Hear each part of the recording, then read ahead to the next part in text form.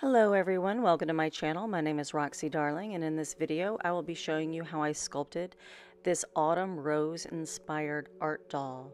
She is the third art doll in my series of 3 Garden Fairy Sisters. The long form videos to those other dolls are going to be located in the description box below. This series of art dolls began with the creation of the base form, which I sculpted out of tinfoil and polymer clay. The video right after that, I show how I sculpted the neck, shoulders, and chest to create the base bust form for all 3 of these dolls. In order to create replicas, I made a silicone mold and then poured plaster casts for the base of all the dolls. As with all 3 dolls, I start with putting a layer of primer and then going in and sculpting the ears by attaching them with liquid polymer clay and then sculpting the ears out of regular polymer clay.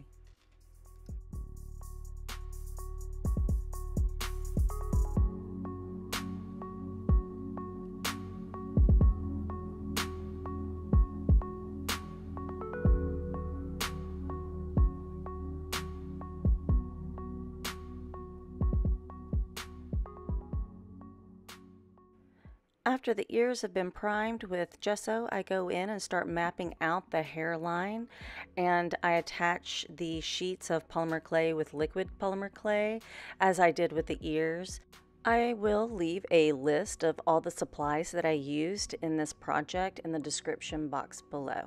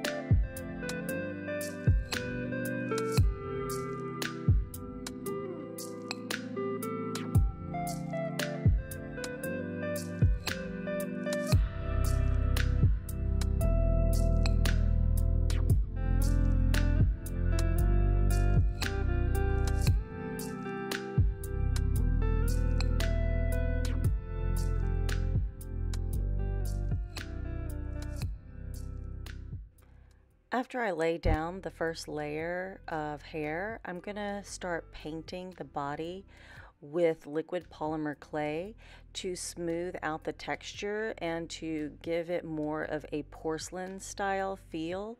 And after I do that, I'm going to pop her in the oven to bake her for the first round.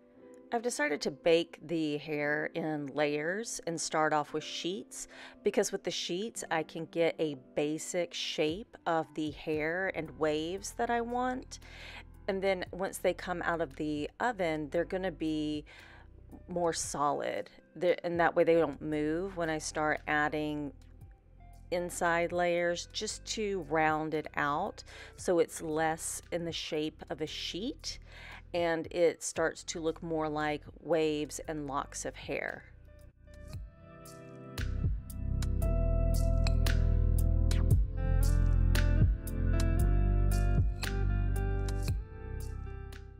Once the second layer of clay is added to the sculpt, I am going to start working on the crown. The crown is going to be a bunch of braids that kind of look like hair, but kind of look like a crown of thorns coming out of her head. Yeah, you'll see.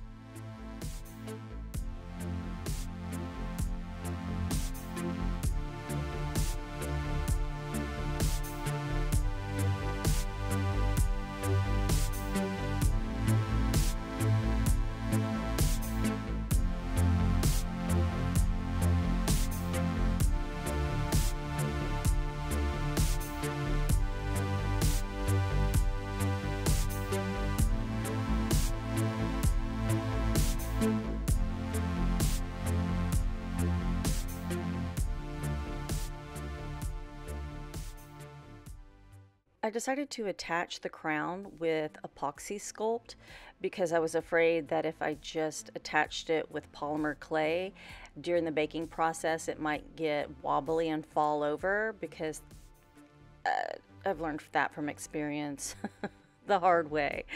And so I'm gonna just, from here on out, I've decided not to bake her anymore, and then I'm just gonna use air dry clays. This is air dry Sculpey. It is a porcelain clay, and I'm going to be using that for details in the hair. And I'm going to use Apoxy Sculpt for any of the really heavy duty stuff. I'm not too good at doing detail work with Apoxy Sculpt. I'm much better with Sculpey and the porcelain clay Sculpey. Kudos to those who are able to sculpt with Apoxy Sculpt. I'm really amazed by that.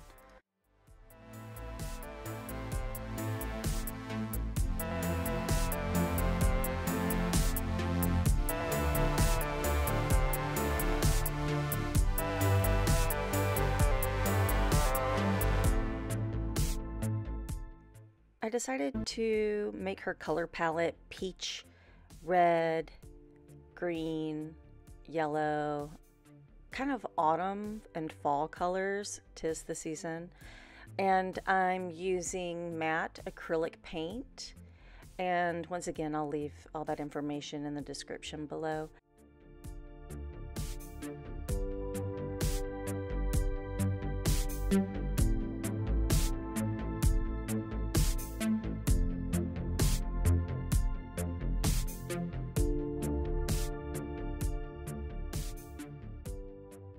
After her hair's painted a little bit, I'm going to pause on the painting and go in and do some contouring on her face, neck, and chest, just because I'm going to start adding on some tattoos, and I want the contouring to already be under the Mod Podge that I'm going to use as an adhesive.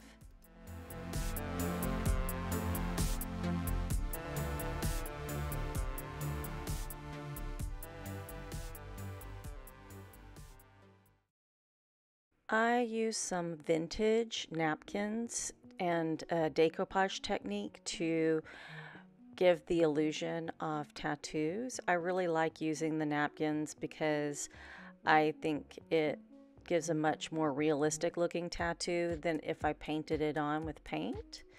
And yeah, I just cut out the image, lay down a layer of matte Mod Podge, and then seal it on top with another layer. And the edges that are still white, that white napkin will become more translucent once all the adhesive is on, so I don't really worry about that all that much. I'm going to pretty much tattoo all the front of her chest, and once that's done and she's dry, I'm going to flip her over and give her some tattoos on the back as well.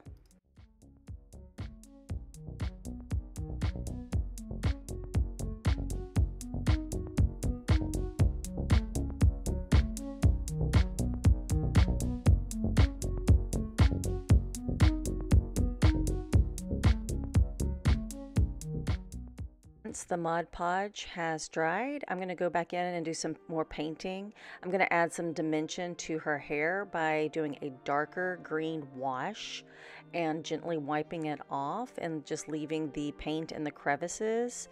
And once that's dry, I'm going to go in with a paler shade of like a green sage color and do a dry brush on top of that. It's looking kind of white on camera, but in real life it is green. And after that step is completed, I'm going to go back and start working on the face up. I'm going to be doing layers of chalk pan pastels, and in between the layers I'm going to spray and kind of a top coat. It's called Mr. Super Clear, and it's going to basically save all the work that I did and allow me to build up layers of the pastels. That way I can get a richer color.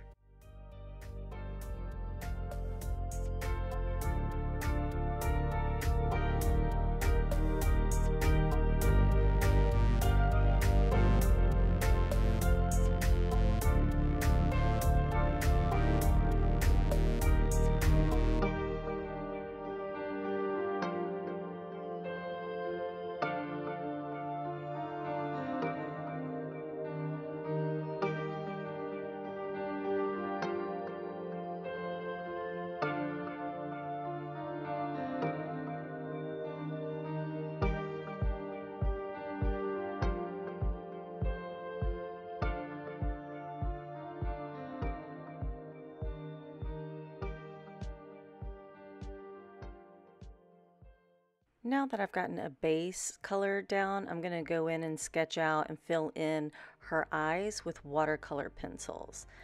These are also going to be used in layers, and so you'll see me go in after another round of Mr. Super Clear and just keep whitening the whites of the eyes and start sketching in the irises with the watercolor pencils. It's just so I can get a finer detail than I can with the chalk pastels.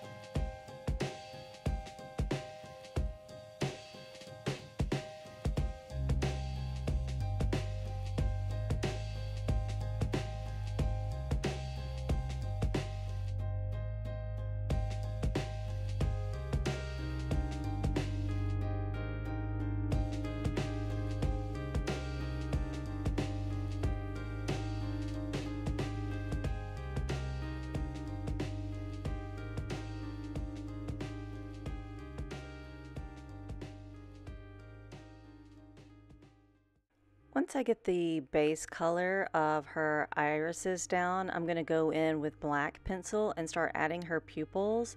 And what I didn't notice that I did until now was that I moved the napkin away from her face so she could breathe. Yes, I know she can't breathe in real life, but apparently my subconscious was like, oh no, don't be rude. She can't breathe if you do that. So now I'm starting to add some white highlights to the eyes.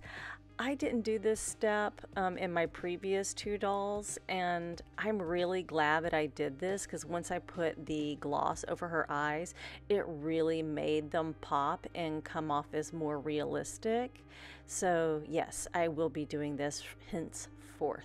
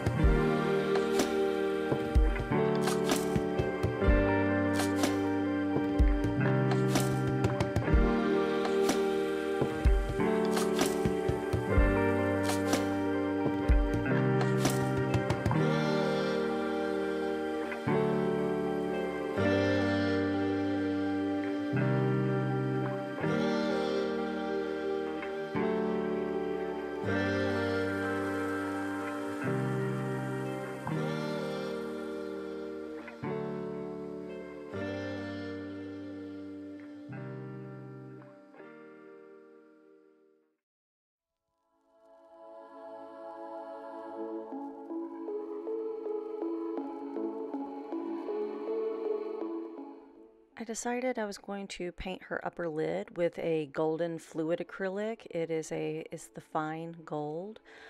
I'm pretty happy that I did that, and then I outlined it with a really thick, heavy acrylic paint of just matte black. And it will tie in to the rest of her. And oh, I decided to give her some highlights with Pearl-X pigments. I really like Pearl-X pigments. If you see me adding any powdery, shimmery goodness, I'm using Pearl-X pigments. You can add them to pretty much anything. You can add them to resin. I like to add them onto clay when clay is still wet, and they just work really, really well. And here's the most difficult part of the entire piece. It's adding the eyelashes. Now, in real life, they're much easier to add, but when you have a teeny tiny doll with really curved eyelids, it's difficult. Ooh, and now to start adding some gold to the crown. I'm doing this in layers, like a really watered down layer, because I want it to look like her hair is growing out of her head into a crown of thorns, and that just the tips have turned golden. In order to make the thorns really golden, I added some adhesive, and then I added some gold leafing to each one of the thorns, which took much longer than I expected.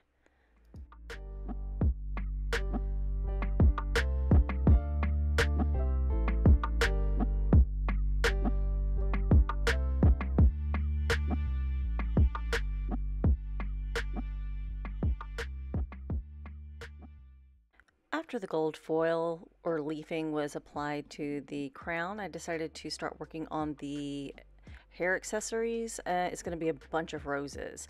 And to make the roses, I'm going to use the air dry Sculpey porcelain clay, and I'm going to color it with different colors of gouache. And the gouache adds a little bit of moisture to the clay, which makes it a little sticky, which is a positive thing in this aspect. I do this technique with all the colors of clay that I've decided to make for the roses and stems and leaves. Here's the color palette that I chose. The reason I put them in tiny plastic bags is to cut the tip off so I could squeeze little bits of clay out, kind of like a piping bag. And with this clay, because it's so sticky, it sticks to the metal wire that I've cut in different lengths and different thicknesses of wire for these stems of the flowers.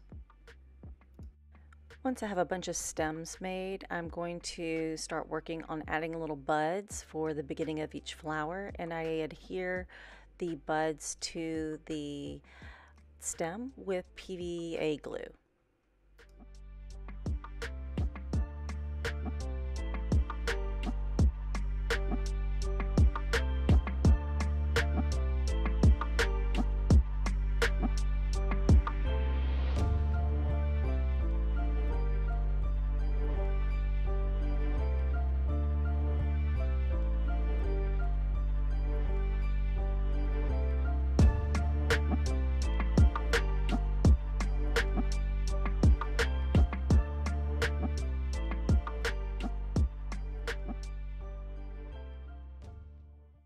Once I've rolled and pressed out about 5 petals, I'm going to start attaching them to the bud with PVA glue, and I attach half one side of the petal and gently roll it and leave enough clay to the other side so I can overlap each petal. And I do this around the bud about a full circle, maybe a little bit more, and before I go in and start pressing all the tips of the petals underneath. I pinch and then kind of roll underneath just to give it more of a realistic look. And I did this with about 40 different shapes and sizes and colors of roses. This took about a week. I'm not kidding. It took forever, so much longer than I expected. And once again, I used Pearl-X pigment powders in gold to give it that shiny gold look. And now I'm going to add it to the sculpt. I'm using different glues depending on where the flower is on the head. On the top of the head, I'm using PVA glue, and then on the side, I'm using kind of an industrial strength hot glue because I have trust issues with hot glue, so I decided to get the kind that is industrial grade.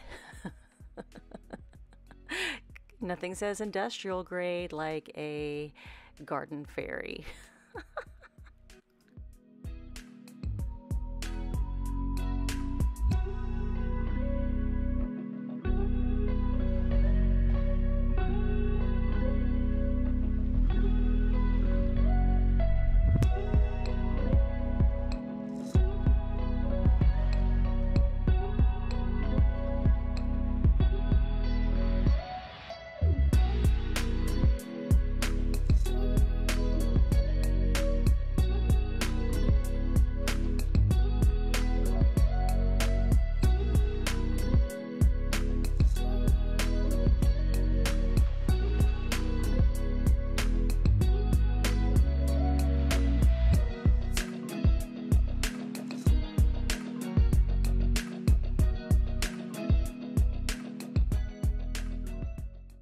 Now that her flowers have been added to her head, it's time to make her body slash base.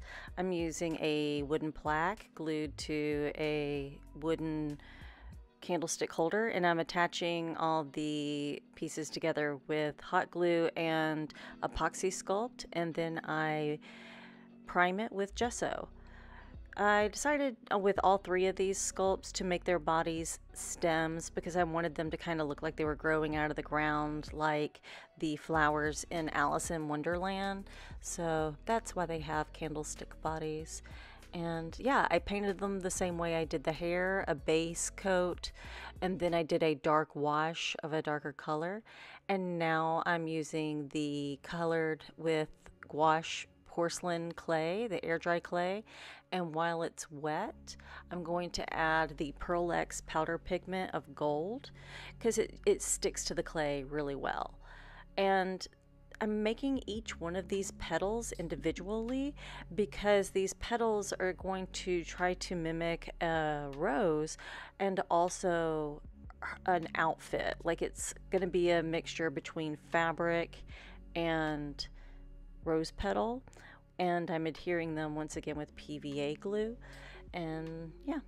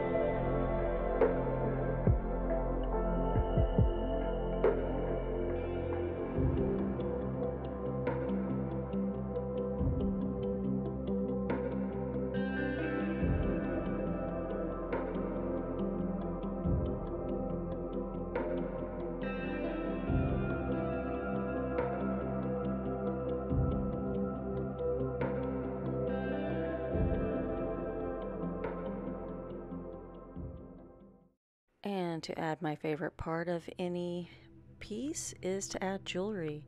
I am using nail art gems to add a earring because one of her ears is covered, and her necklace. And then I am painting on the chain because her hair prevents a real chain from going around. But I think it's nice because it kind of mimics the little lace bralette that I painted on there. And once I have all of her jewelry on, I'm going to go up to her face and add a few little dots of golden sparkle just to tie it in with the rest of the piece. and kind of mimic the other two sculpts of her sisters that I did, because they have little eye gems as well. And once I do that, this sculpt is complete. All right, this is her all finished, and a little border of flowers around her just to give her some pizzazz. And so if you've made it this far, I want to say thank you very much. And if you found any value, entertainment, or you were just had a moment to relax by watching this video, please hit the like button down below. And stay tuned. I have more art dolls in my little noggin that I want to create. This is the end of the Three Sisters Garden Fairy series, but I will continue to make art dolls, and the next one is still going to be a bust style doll, but the ones after that will have actual bodies. Yay! Once again, thank you so much, and I will see you soon. Bye-bye.